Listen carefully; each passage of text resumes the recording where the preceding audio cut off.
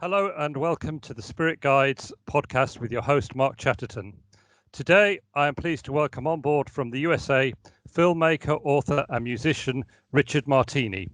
Rich has been involved in directing and making films in Hollywood for several years now, including You Can't Hurry Love, Point of Betrayal, and My Bollywood Bride.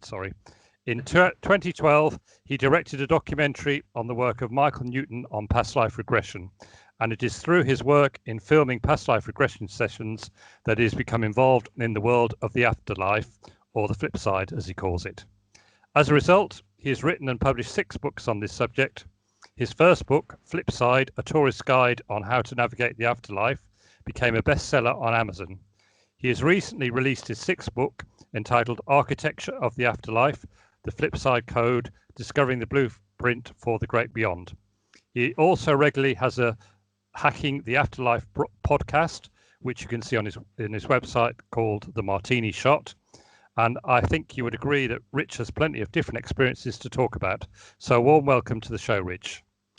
Thank you, Mark. Very kind of you. I appreciate that. It was a wonder. I always love to hear what, who is this guy? How did he get on my podcast? It's funny because it's actually 8 books. It sounds silly, but I miscounted. No, it's only because there's 6 titles. There's, right. It's a Wonderful Afterlife has 2 volumes, and so I think of it as 8. But you're right, it's 6 titles. Yeah. And people ask. I'm on Quora quite a bit, and people ask me there all the time, like, "Why are you doing this? Why are you wasting your time? Why aren't you pursuing Hollywood stuff?" And I've learned our guides. Since you're a spirit guide guy, our guides they do a really good job of putting in front of us, the stuff that we're supposed to be doing. And of course we have free will, so we can bat that away and say, no, I have to, I must, I'm going to make $1 billion, whatever it is. And we pursue, and then we eventually get to the end of the bus ride. And we look around and we go, okay, did we get where we wanted to go? So I can only say that had I had a successful career as a filmmaker, we wouldn't be talking.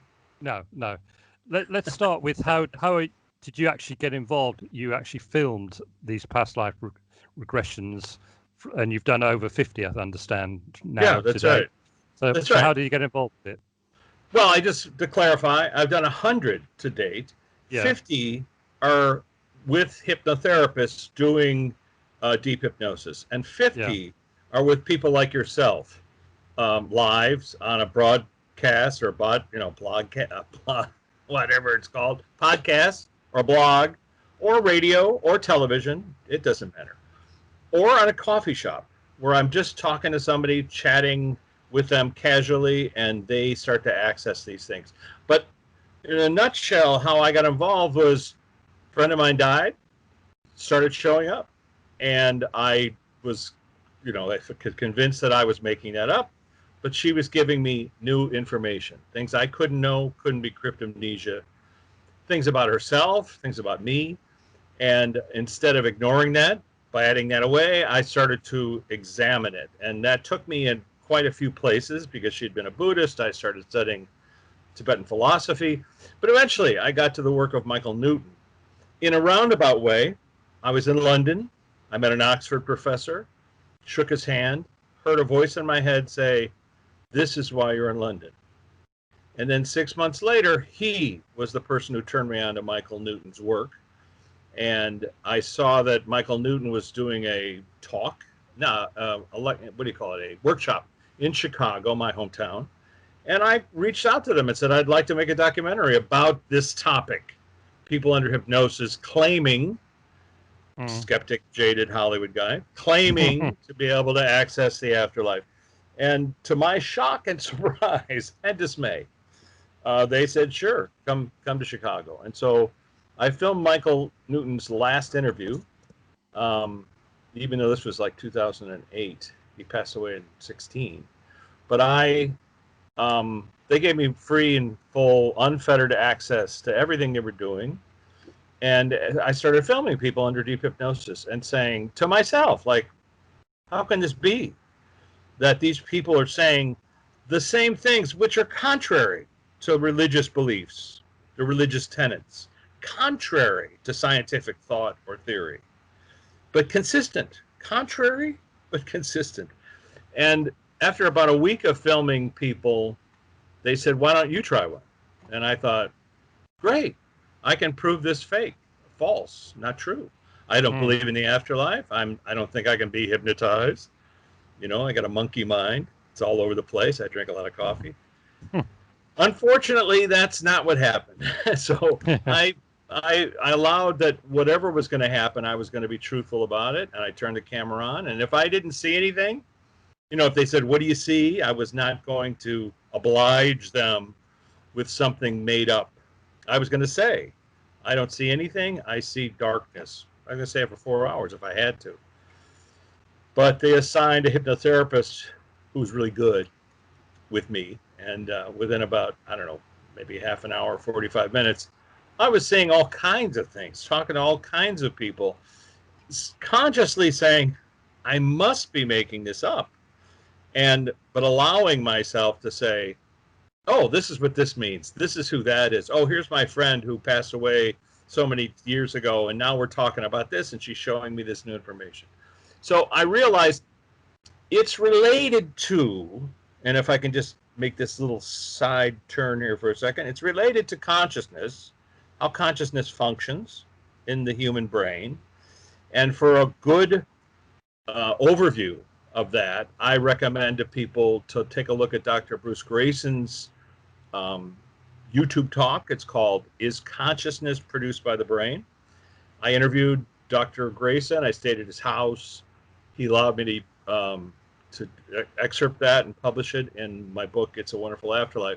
But in it, he talks about the medical evidence that demonstrates clearly that people without functioning brains are still able to function. Yep. Not only near-death experiences, but also in the UK, these hospice care workers who report that 70% of their patients suddenly spontaneously recover their memories just prior to death, as if, and Dr. Grayson put it this way, as if the filters had died along with the brain. And then I started finding filter references in Dr. Helen Wambaugh's work, a clinical psychologist working in San Francisco in the 1970s, who prior to Michael Newton had done the exact same research, but in a more clinical way with clients and patients and data. And her results are identical to the ones that I've been doing. So that first time that I filmed myself under deep hypnosis, quote unquote, you're never under, having memories and speaking to people on the other side, it was like the Earth's axis had shifted slightly. When I came out of that session, it was like everything I had been told or believed was inaccurate. Yeah. And it shifted enough that I thought, well, I've got to examine this. Right. So I found a guy out here in Los Angeles, a guy named Scott DeTamble. Are we back? Yeah, we're back. Sorry. Yeah, it's all right. I always think, you know, is someone editing me? They go, don't talk about this. Just get down. Yeah. So, that's what they're saying. Stop talking. Let Mark talk. Go ahead, Mark. Yeah, because you come from a Catholic background, so obviously I take it you were quite skeptical at first, and you. Well, that's a misnomer. Catholic guilt. Not only do I come from a Catholic background, Mark. Yeah. Once you read Architecture of the Afterlife, you're going to realize I come from a really Catholic background, and I mean a background. So when I was baptized in this life, you know, I had a priest who tried to molest me. I had a priest that was like annoying. I had a priest who punched me in the mouth. Catholicism and I didn't get along at all. I dismissed the church when I was about 8 years old, when I went to my parents and said, the Bible's a metaphor, isn't it? And they were like, yeah, it is. And I went, okay, what are we doing here? I mean, that's a short answer for a long topic. Sure. Yeah. But I would just say I was not anti-Catholic, but anti-concept for a long time, until, if you want to go here, until that fella Yeah. who people claim to die on the cross, started showing up in the research. And at first it was like, oh, I don't want to talk about that. You, whoever you are, too much. Step aside. And then after really, I don't know, maybe a dozen people I'd never met before, people I knew, suddenly are saying, I'm seeing. So it's when I was writing Hacking the Afterlife, I had that was my fourth book. I had some very unusual things that I thought I have to address these. Yeah. So in Hacking the Afterlife, for the first time, well, I actually mentioned it in Flipside, but in Hacking the Afterlife, a third of the book are these reports of the avatar known as Jesus showing up in a variety of different ways. Is that something you wanted to talk about? I don't know. I've actually read all that, and that's why I want to talk about part of the stuff. Yeah, sure. Yeah. So let me ask you, Mark. Let's ask about your journey. Yeah. How did you come to this work? Well, I came from quite a religious background. My mother was Catholic and my father was Protestant, so quite a mixture there. Okay, your father, I'm sorry, your mother was Catholic and your father was Protestant. So I'm from a mixture of things, but I was brought up in the high side, the Catholic side of the Church of England, if you can understand that. I got high. You were brought up high? Did you say? I was brought in the Anglo-Catholic side of the Church of England, which is a Protestant side. Sure. But I was actually a choir boy, and then I became an altar boy and so on. And then in my teens, I went from one extreme to the other and became an evangelical Christian. Oh, I thought you were going to go into, drug use. No. Evangelical. Okay, very good. But that was in the 70s, and I was so into it, I actually read theology at Oxford University. Cool. You can hear me, yeah. And at one stage, I was going to become a priest, and the minute I left university, it all just went, and then I didn't believe that anymore. And ever since, for the last 40 years, I've been sort of researching, reading, asking the questions about truth and looking at different religions. And here I am now, in very open-minded and into spirituality, if you like. That's brilliant. And thank you for sharing that. I appreciate that. Well, I've actually done an interview on the Spirit Guides all about this. You'll have to read it sometime. Listen to it. I'd love to. Absolutely. I'd love to. I would only ask you this, and this is not to parse what we're talking about. It's to open as opposed to parsing. We tend to label things, which puts them in a box so that we can pass them back and forth. But in this question, I'm asking to open this up, which is, have you done a past life regression? No, this is something that I'd like to do. I've got in, I've been reading about, not just from your books, but a few other people. I don't know if you've heard of a guy called Joe Steiner at all. No. I'll just show you his book if you can see that there. Cool. Nice face. Right. You're going to show me a similar one. I was going to show you. No, I was going to show you. This is somebody I've been reading quite a bit about. But I want to tell you, her book. This is Helen Wambach, Dr. Wambach. Okay, right. I stumbled on her work, and like anything in life, there is no stumbling. There are no coincidences. One of her subjects reached out to me after reading something I had written about her, because I read the book and it was like, oh my God, 1970, she was saying the exact same things everybody in my research was saying, as well as all the new people. And so on Martini Zone, which is the video for portion of my world, richmartini.com is my website, but martinizone.com is on YouTube. And I just posted this last week. It's a 3-hour video, and it's not a video because it's just audio, but somebody reached out to me and sent me one of her sessions.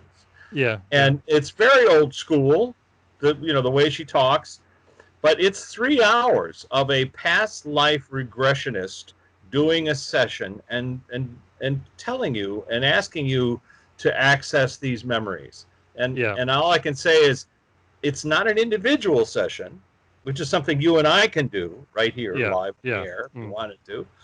But it's something anybody can do. You just sit and listen to it for 3 hours and write down what impressions you get. Yeah, yeah. And that's a way to access what we were talking about earlier, moving the filters aside so that you can access some memories. And of course, your guides, I mean, you probably have heard this before, your guides won't let you see things that are problematic or disturbing unless it's to wake you up. Yeah. But I would say this, which is, talking to you just for the few moments that we've spoken, I would say, well, here's a guy who probably had a previous lifetime of the cloth. Yeah. It could have been any religion. Let's not parse it that way. Yeah. It's likely a Christian one, but let's not even bother with that.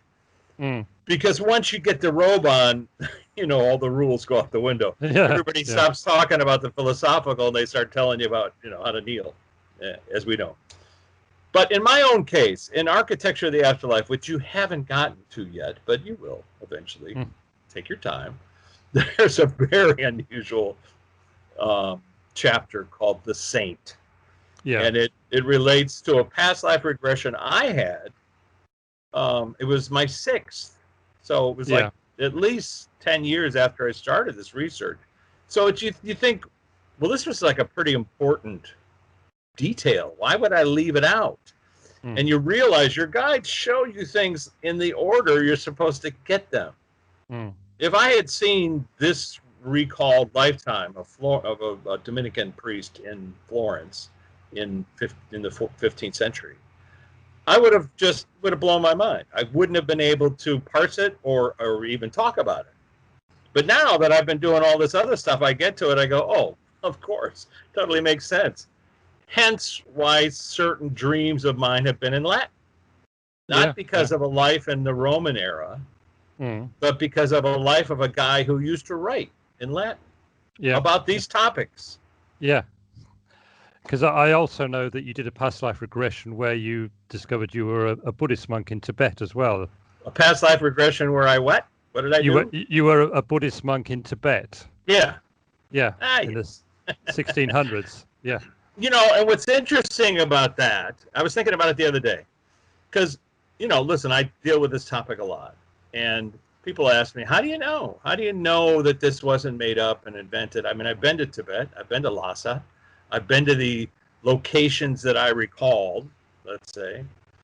So how do I know I'm not just convoluting it? And it was a moment when I said, I know what it's like to be old. I mean, I'm old now, but I'm not, ancient. And this Lama was an ancient fella. And as I was observing him, I remember what it was like to be old and have no one around that has your references. That the loneliness of old age isn't just your friends are all gone, which is true, but the people who understand your references, your jokes. Can't make a joke if people don't get the reference, are gone. And so the loneliness of old age, something I have never experienced and don't know anything about, was clear to me. So when I look back on past life information, I try to focus on new information, something you couldn't have known. How could I know what it's like to be lonely as an old man, other than my life? I'm just saying. But you know what I mean. So those kinds of details, and I was thinking about this Lama just the other day, because I was thinking, what was the theme of that guy's life? And it was that he when he was younger, he hated his teachers. He thought they were idiots. I remember that feeling, like, oh my God, this guy didn't know what he's talking about. And then finding a teacher that he connected to, who understood him, and that feeling of having a teacher who looks you in the eye and goes, I get you. Wow, that was powerful. I can almost remember it now. And then going through that life, and then the last moments of that life, and I recalled as that guy, coughing, hacking, just having a terrible emphysema-like cough, that kind of weird cough that rattles, and everybody can hear it in the monastery because it echoes everywhere, and it's like, shut up, and then expiring, and then getting up Yep. getting up out of the bed, going to the attendance room, and blowing out his candle to let him know I had passed. Yeah. Patting him on the head. Thank you. Thanking him for his service. Yeah. Yeah. Those kinds of things I have, even as a screenwriter. You actually went to Tibet in 2006 to do a documentary with the Buddhist scholar Robert Thurman, the father of actress Una Thurman. And you've also you did a documentary on Tibetans in exile in Dharamansala in India. So you obviously had a connection with Tibet without realizing it, perhaps, would you say? Well, yes and no. So how did this happen? I can tell you. I was on a plane. So my friend died, the one who came to visit me. Yeah. Her name is Luana Anders, and she shows up quite a bit in my books with Jennifer Schaefer, the medium I work with. Yeah. Because Luana is our helper guide in our work. She's over there corralling and rallying and pulling together our classroom.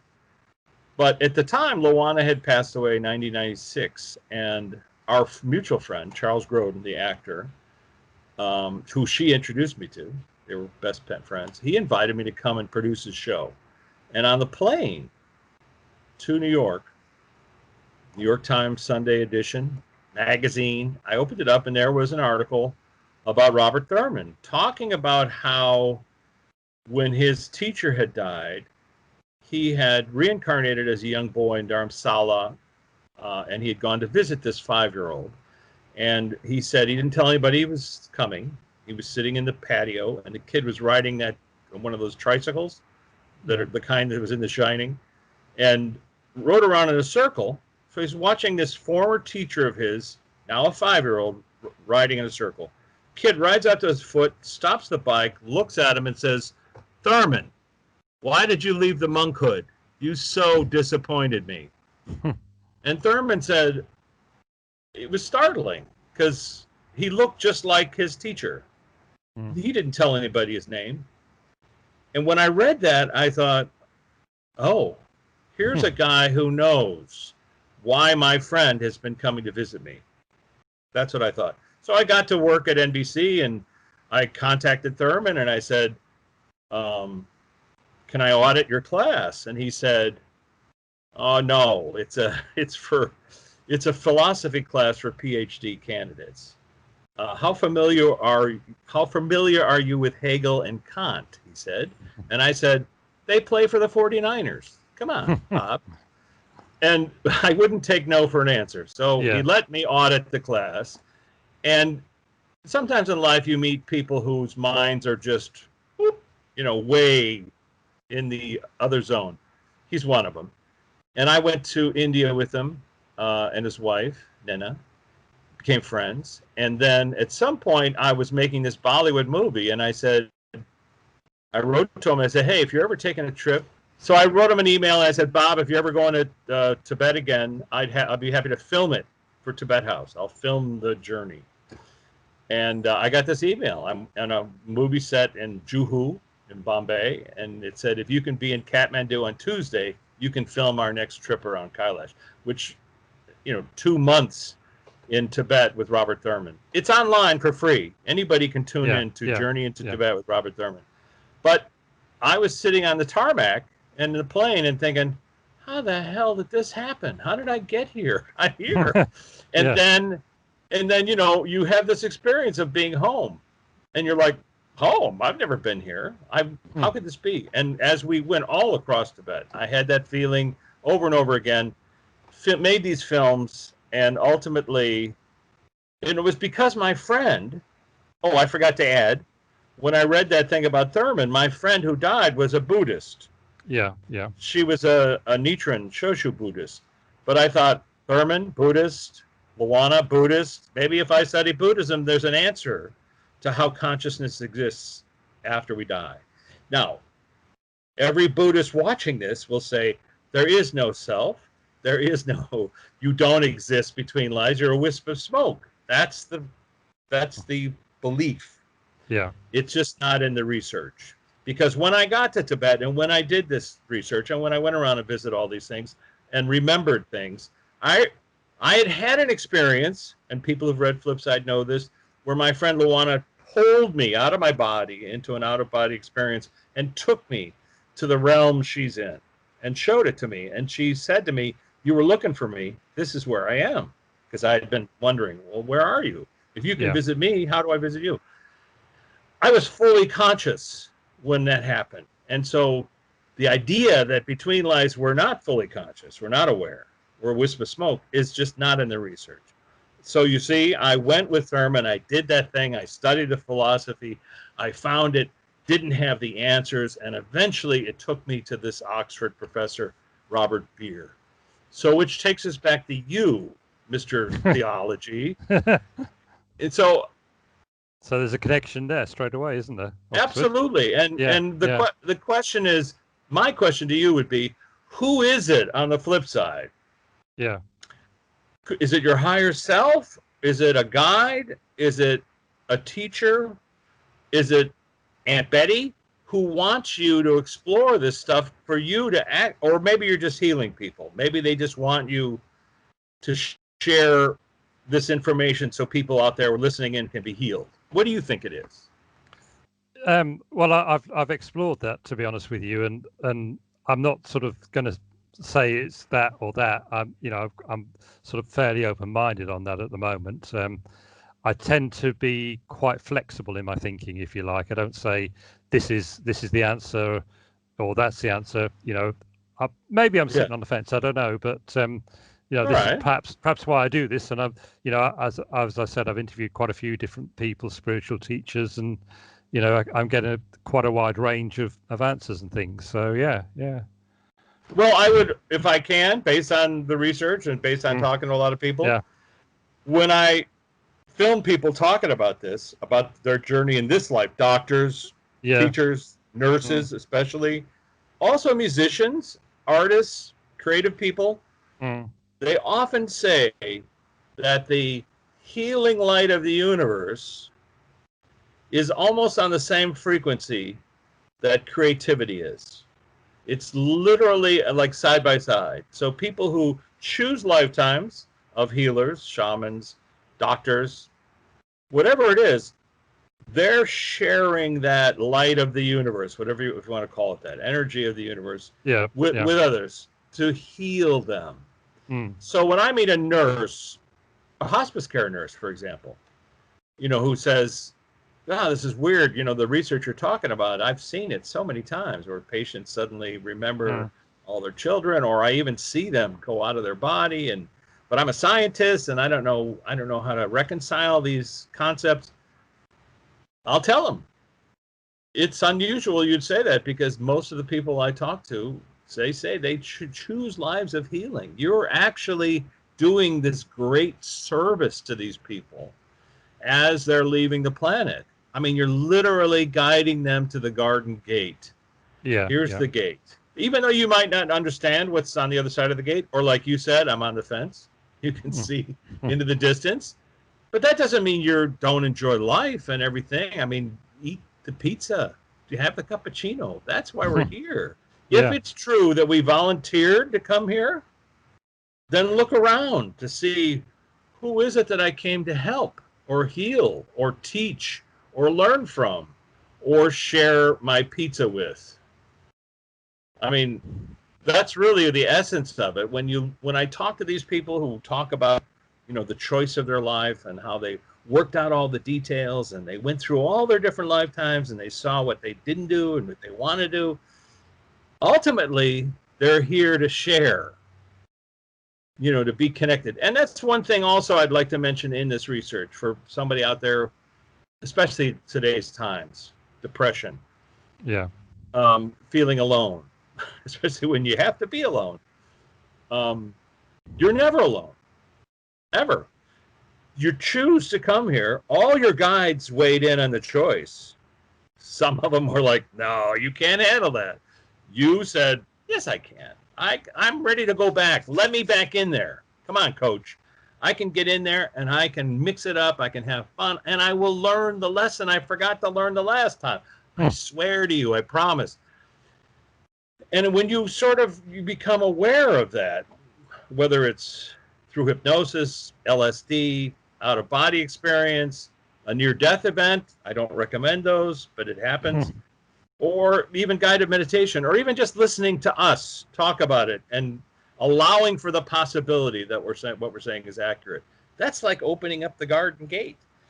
And then you stop worrying about things that you don't need to worry about. If what they're saying is true, we don't die, then there's nothing that can harm us. I mean, we others and we're like, don't harm our, well, wait a minute, they're not going to die either. I'm not going to die, they're not going to die. Our bodies will stop, but we go home. And it's not like we're floating around. Where are we? We go, oh, it's you. Hey, what's happened? I haven't seen you since like 6 lifetimes ago. What have you been doing since you were a Viking? You know, we tend to sort of dismiss all that. But I'm here to say, don't dismiss anything, which is what you're doing. You know, you're basically allowing people to speak their truth. Yeah, yeah. And we're all just walking each other home. What about the idea of people having so many lifetimes and then it all stops and they've reached as far as they can go? Which is funny. Yeah. It's like, to me, it's like somebody wrote this today on Quora. I was answering this and he was like, what the heck are you talking about? We only bring 1/3 of our conscious energy to a lifetime and 2/3 is always back home. How did we get on this bus? But he said, yeah, not knowing that and then eventually the bus stops and the doors open. And what are you going to say other than time to get off the bus? We're off the bus. The doors, the driver says, have a nice life. The doors close. Now what? And you can ask guides. I've asked, and the question I asked my guide was, so how'd you become a guide? Were you always a guide? And I had the very unusual experience. It was probably my 2nd or 3rd out of 6 deep hypnosis sessions I filmed. Might have been the 2nd, where I felt my consciousness and into my guides. What he said was, I had all my lifetimes. And when I graduated from all those lifetimes to become a guide, my graduation gift was Richard. So he's not incarnating anymore, but he's watching over me and probably other people. It's disconcerting to reveal that your guide has other clients. Yeah. Like agents, you know, what? My agent has another client? But that's what they say. They just don't talk about their other clients. Because, you know, you'd be saying, what happened? I was begging for your help and you didn't show up. What's the matter with you? I was busy playing cards with Larry over in Vegas. Whatever. So there's a hierarchy, but no hierarchy. People don't consider themselves higher or lower over there. But there is, let's say, a ladder or staircase where people that are incarnating learn all the lessons they want to learn, and they volunteered to come here and learn those lessons and help others learn lessons, and then they might graduate to being a guide.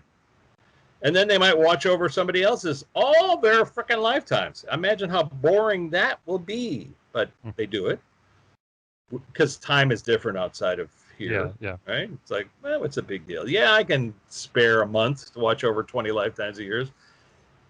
Then they graduate. So guides have guides. Guides have councils. Councils have councils. It keeps going up.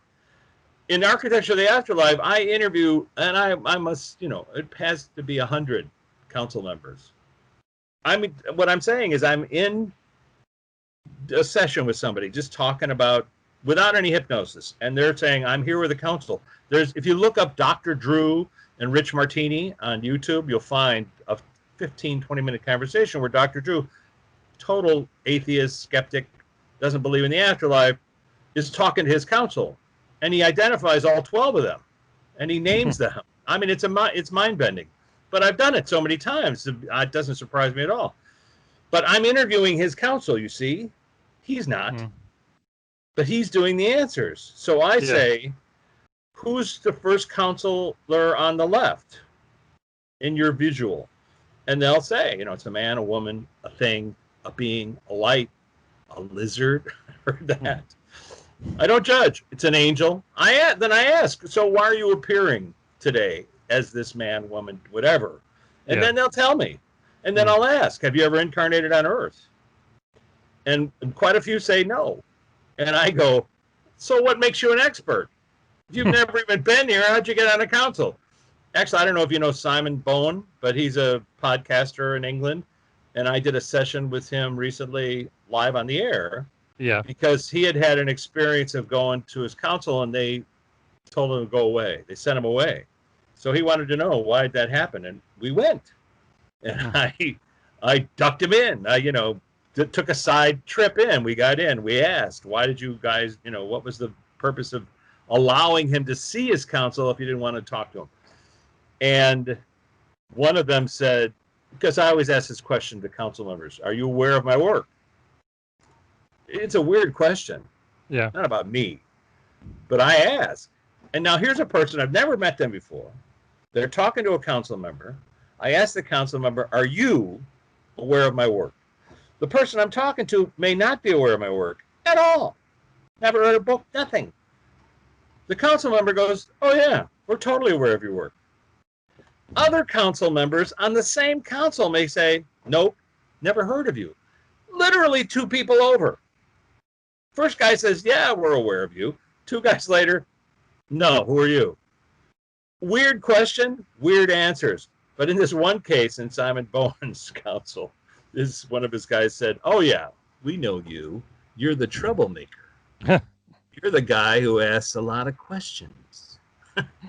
Which is true. Yeah. And Simon wouldn't know that. You see, I mean, maybe he does. I don't know. Yeah, I can't imagine that anybody's read all my books, let alone one. But it's weird. I'm asking somebody on Skype, on whatever, on the radio. They're fully awake. They're having coffee. And then the next thing you know, we're talking to their council. And then I'm asking the council members questions about their journey. Who are they? How did you get to be on this council? What's the quality you represent in this person's spiritual evolvement that allowed you to be on this council? Those answers are really unusual, revelatory. Yeah. They talk about the person. They really point to the person's theme of all their lifetimes. They're startled to hear an answer. Courage. Really. So you represent courage on this person's council. Was there a lifetime where that happened, and then suddenly this person is saying, oh, they're showing me, yeah, when I was burned at the stake in whatever, 1500, blah, blah, blah, blah, blah. And then I looked that up. I write down everything they say. Oh, really? Where were you burned at the stake? Spain, northern Spain. It's like 14, blah, blah, blah. And then I'm there.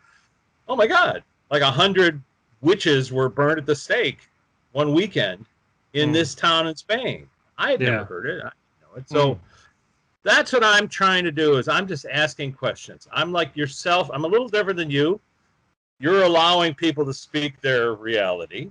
Yeah. But I'm asking the questions. Yeah. That's the only difference.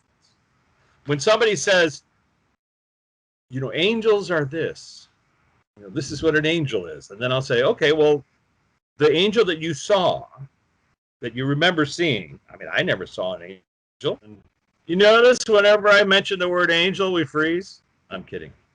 But, what's your take on angels then? So my take is really simple, which is no take. Who are you? What's your story? Each one is different. I talked to one the other day. If you go to Martini Zone, last Thursday, I was sleeping. Oh, alert the media.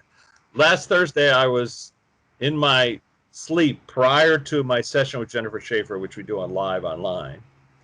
I had somebody talking to me. I became aware. I don't know if you've had this experience, but you're sleeping and then you're aware you're having a conversation with somebody and you're kind of consciously aware of it, but you realize you're in the middle of the conversation. You don't remember the beginning. And this person was saying, I want to talk to you today. And I said, oh, well, who the heck are you? Who are you? And this person said, I'm you can call me the principal. And I thought, school setting, the ruler, you're the principal. And I laughed, like, does that mean God or something like that? I don't know. But I set it aside. And so a couple hours later, I'm talking to Jennifer and I say, so I had this person show up last night. They called themselves the principal. And she said, okay, they're here. They want to talk to us. And now my friend Luana is assisting. And I say, Luana, is it okay to talk to the principal? Because Luana's got the clipboard that allows people to her class. That's why it was Tom Petty who came through and said, you don't know how hard it is to get into this class. Your friend Luana's like the person holding the clipboard with the VIP backstage passes. You got to get on the list or you can't get in. That's where the title came from. So the principal showed up and we had this conversation. And at some point Jennifer said, oh, they're telling me it's L-E, not A-L, principle, like a mathematical principle. Yeah. And then went into detail about what that was about, but ultimately was describing themselves as a guardian. So I called the interview Guardian of the Galaxy. But at some point, as I'm asking questions, I realized everything this person was saying about who they are over there, non-incarnating individual. I said, has anybody else seen you or chatted with you before? You see, like a detective, I'm Columbo. I asked the questions. The principal said, yes, Buddha. Most people would go, what? Not me. I say, well, let me clarify. Are you saying that when Buddha had his moment, his enlightenment moment under the Bodhi tree, that's when he met you? This person said, yes, that's correct. I should stop saying it. And so I said, well, in the story of Buddha, he said that he met some non-incarnating deities or non-incarnating individuals, beings. At that point, I said, would a human consider you to be, what word would a human use to, if they ran into you? And Jennifer said, I'm getting angel. Don't freeze. No freezing. But so I don't judge the question. I mean, I led her to that answer, obviously, because I'm thinking to myself, oh, this is a non-reincarnating individual. The ones I've spoken to are called angels. And I said, excuse me, I said, are you calling yourself a regular, normal angel, run-of-the-mill, average, you can use those terms, or are you an archangel? Because I've had interviews with both. People had self-identified. I'm not saying they were archangels. I'm saying whoever I was talking to self-identified as an archangel. Let's just call it that. And this person said no. Could have said yes. Could have said, yeah, I'm Gabriel. I could have said, but did not. And Jennifer and I have had conversations with people who self-identified as Michael, as Gabriel, as others. This person, the principal, did not. And then I said, okay, so what's the purpose of your journey? Why do you exist? What do you do? What's your gig? And it was guardianship of the universe. Jennifer kept saying, they're showing me like this 360-degree view of space, which I take to mean everything that we know in outer space. I mean, I could be wrong. He could be just guarding a sector. I don't know. You can ask. That's the weird thing of this research. I'll probably ask him this week more questions because we only had about a 45-minute conversation and it was out there. Yeah. What's your take? What's your take on angels? What's your experience? I've interviewed several people who claim to be able to see them. Don't know if you've heard of the Irish lady called Lorna Byrne at all. No, but I love the idea. Yeah. Well, she's written several books. See, you said angel. Yeah. So you're not allowed to talk about them. Yeah, you can. We'll call them A. She's written books about these A's. Yeah. So she claims that she can see angels just like she can see any other people and has conversations with them, etc. And she's got quite a following worldwide now. She's been to America several times, and she's written several books. Her main thing is that everyone has got their own personal guardian angel who looks after them. Whether you can say that's the same as a spirit guide, I don't know, but that's partly what she's saying. And she has visions of the future and talks about what's going to happen in the future and so on. But she's from a Catholic background, so that influences the way she sees things, I would say. Well, let's just allow. Let's just start there. Allow. And what I try to do is you compare stories. So if you have one person saying these things, and then another person comes along and says something slightly different, it appears this way, that not any person has omniscience. They have a perspective. And from her perspective, that she's had this experience is her perspective. It's not right or wrong. It's just hers.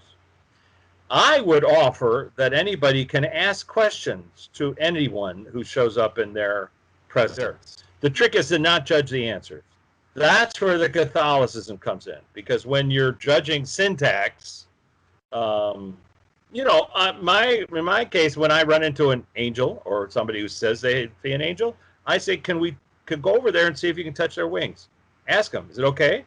And while they're standing there, person reaches over and feels and then describes that. What do you feel? And they say, oh, it feels like flocking, like cloth, but different, or the texture. And then I'll ask the angel, is this an actual physical thing, or is this a metaphor for the speed at which you travel? And they usually go, ding, that the wings represent two things. One is, so you know who they are. You walk in wearing a Cubs baseball cap, there's a Cub fan. One. And the other one is they represent their ability to move at the speed of thought. Wings, they fly everywhere. That. Let's just allow that. Okay, that's fine. But each one you see is unique. They're not all the same creature. Yeah. Octopus. But they are, because we are all made of the same consciousness. So you could argue that we all are. We are the angel. There's a reason they're coming to see us, because they know us. Not like they got nothing better to do. They got plenty to do. Why are they showing up to have a conversation? We tend to do a human-centric thing of going, oh, well, I must be important because there's an angel in my room, which is fine. Maybe we are. It's okay. But my point is, try not to judge. It's very hard to just drop judgment and say, what's the content of what you're saying?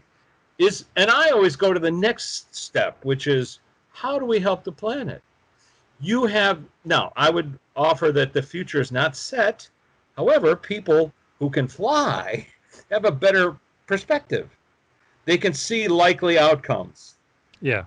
Because we have free will, we often change our minds about what we were going to do moment to moment, let alone week to week, let alone year to year. That's why Edgar Cayce was so inaccurate, according to Edgar. When I interviewed him, I said, why were you so inaccurate in all your books? I mean, you were so accurate about health issues, but so inaccurate when it came to prediction of the future. And he said the words. They were likely outcomes. I saw them as likely outcomes. They just didn't occur that way. Yeah. So predicting the future, telling the future, I full stop on that one. There is no future until we make it. They're likely outcomes, so take it with a grain of salt. Also, if you got to know everything that was going to happen, what kind of play would that be? When you go to the theater and you buy a ticket and you're like, the whole time you're shouting, I know what happens next. He kills her. Hey, watch out. She's going to die. How annoying is that? So come to enjoy the pizza. Come to enjoy the cappuccino. Don't think about so much that, guide yourself with what's going to happen tomorrow. Where's my next pizza going to be? Where's my next cappuccino going to be? Think about what's in front of you.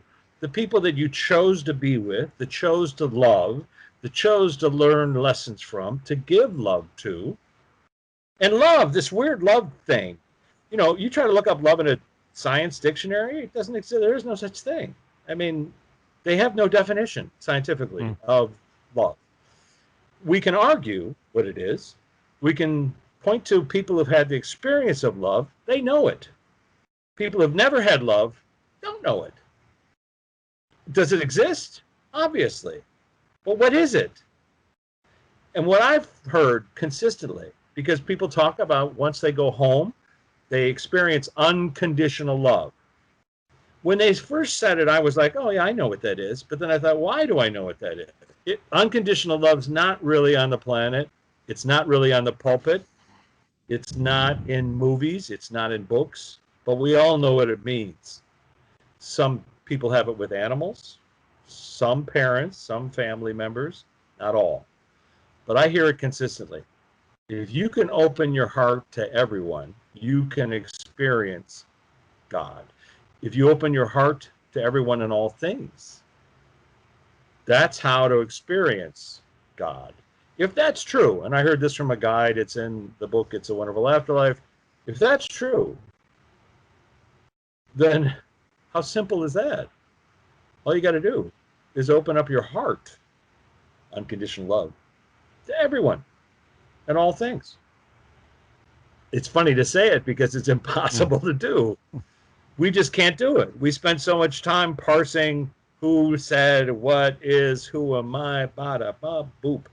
I don't think bada ba boop has ever been in a sentence related to God, but you've just heard it now. But anyway, you see what I'm saying? Love appears to be the engine of consciousness, the engine of the universe. Love is God. God is love. Love is consciousness. Consciousness is the thing that we can't define, which connects us all together. Another word is love. And the most unusual book review I've had was when we asked Robin Williams to contribute to the book review of Hacking the Afterlife from the Flipside. And we asked Robin, is there anything I can put on the cover of the book that's a quote from you about the book? Because he had been a chapter in the book, and then I'd taken it out because I thought, oh, this is about my relationship with Robin, how I knew him, and blah, blah, blah. And then I'm meeting with Jennifer, and she said, Robin Williams is here, and he wants you to put the chapter back in. She didn't know there was a chapter about him in the book. It was so weird. Anyway, so I asked him for a review, and his review was, love, love. Love what love is. Love why you're on the planet. Love yourself. Love the love that you can give to others. I mean, it goes on and on and on and on. It's almost like a fractal. Love, love. It's a key and it's an engine at the same time. So I'm going to give that to Robin. It's his quote. Love, love. So I would offer that you should, check out this Helen Wamba Past Life Regression on Martini's Own. It's free. Anybody can do it. It's a game. Think of it as a game. Don't take it so dang seriously. Think of it as a game. You're going to play a game with your mind. It's like doing push-ups, but for your brain. Like meditate. People get scared of this word meditation. Literally, Latin, measure. You're measuring reality. You're measuring experience. Learn to meditate, not just because it's cool, but because it can cure or alleviate symptoms of depression, according to the science. Meditation is a way of examining why we're on the planet. It's the simplest thing in the world to do. You can count your breath every day for 10 minutes. And eventually, you're going to start opening up those filters and getting messages from the people who need to talk to you. Yeah. Those guides and teachers. Now, I do this in my sessions, which is as it ends, I say to people on the council, is there a sensation that you can put in our friend here that they can feel, that they will know is you reaching out to them? their guide or their teacher or their councilman. And I pause until they say, I mean, sometimes people go, well, I'm not getting anything. But the majority of them say, yeah, I'm getting this weird tingling feeling in my left foot or my heart. I feel a pressure or something weird in the back of my neck. Whatever that is, ask your guides for a sensation that allows you to realize that's their bat signal to let you know that you're connected. I get it in the back of my neck. Suddenly I get this chill. I mean, I've had it most of my life, but one day I was working on the Charles Grodin show. I mentioned I went to New York to produce that show after my friend died. And we invited James von Praagh, the renowned medium, onto the show. And my friend Charles Grodin is a skeptic, but like you, open. And he said, sure, let's bring him on. He said, let's see if we can talk to Luana, who had just passed away. It's on my website, Martini Zone. There he is on camera. I called in from my home in Santa Monica. Friend Praagh didn't know it was me. Grodin did. And I said to James, I need to talk to my friend Luana. And he said, oh, she's telling me there's a photograph on your refrigerator that's the essence of your relationship. I've never spoken to a photograph before or since, but when I put that picture of us in Rome having cappuccino and cookies, I said, oh, look, Lou, the essence of our relationship. And there's James von Praagh saying it live on air. And at that moment, like a huge gong went off in my head. She still exists. It won't prove it to anybody else. No. But it proved it to me. Yeah. And so therefore, that's part of the reason we've gone on this long journey and trip. But your loved ones still exist. They want to speak to you. They want you to figure out how to open yourself up to hear them. And you're doing it. You're helping them. You. Where are you anyway? Sorry, where am I? Yeah. Physically or spiritually or? No, physically. Yeah. On the planet. Yeah, I'm in England, near London. Near? North, south, east, west? East of London. You're an East Londoner. Right. No, further out than that. Oh, Essex. All right, you could have said that. You could have just done Essex, and it's part of the. Because you did a session with Tony Stockwell, didn't you? In your last book. I did, yeah. And poor Tony. Tony came on for a visit. We have a mutual friend. I took him over to Paramount Studios to give him a tour, and I just casually said, do you mind if we do something like this? I say poor Tony because I had my camera with me. And I didn't know he would go anywhere. He didn't.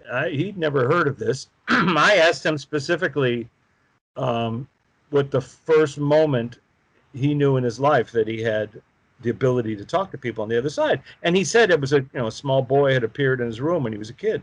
And I asked the simple question, have you ever talked to that kid since? And he said no. And I said, would you like to? And he looked at me like, what are you talking about? And I said, and he even said, it doesn't really work that way. I mean, the way he works. He opens himself up, he gets the answers. And I'm saying, would you like to talk to that kid that was in your room when you were a kid, that you saw in the shadow? And he said, okay. And we had this epic adventure that we went together. I filmed it, and I actually, I put it in the book, but then I put it online briefly because I just thought it's so powerful. But Tony was like, no, I don't really like that being online because it's probably too revelatory. I don't know what it is. But I'm just trying to do research here, and I took it down because I don't want to upset him in any way. He's a fantastic medium. He teaches people. He knows what he's doing. He's really top drawer. My only thing with him was just to find out how did you talk to spirit. And by asking those questions, you can go further. And, we talked to Tony's counsel. We talked to his guides. And if I'd only talked to one person, you'd say, well, he's a medium. It's easy for him. But in the book, I have 49 other people, roughly, where, people I've never met who are not mediums, who are like, truck driver. It doesn't matter. If you had a dream that was vivid, chances are we can talk to your counsel by way of that dream. Yeah. And who hasn't had a vivid dream? Really? That's right. But anyway, I interrupted. Yeah, I think we'll call it a day now. You've been very patient with all the gremlins, etc. But my apologies. It's probably no, it's not. It's not your fault. It's, London and Los Angeles. What a difference! But we've got through all that, and it's been very interesting and opening of everyone's mind. I think people listening in will be very interested, and we've got all the details of your website, and you're on Wikipedia as well, and whatever. So sure. Thank you ever so much for doing this interview. Well, you're welcome. Very good. Thank you for that. Thanks. Thank Rich. you. And all right. when Cheers. you're in London, contact me. Absolutely. Essex, here I come. Yeah. All right. All right. Thanks, Cheers. Bob. Thank you very much. Okay. Cheers. Cheers.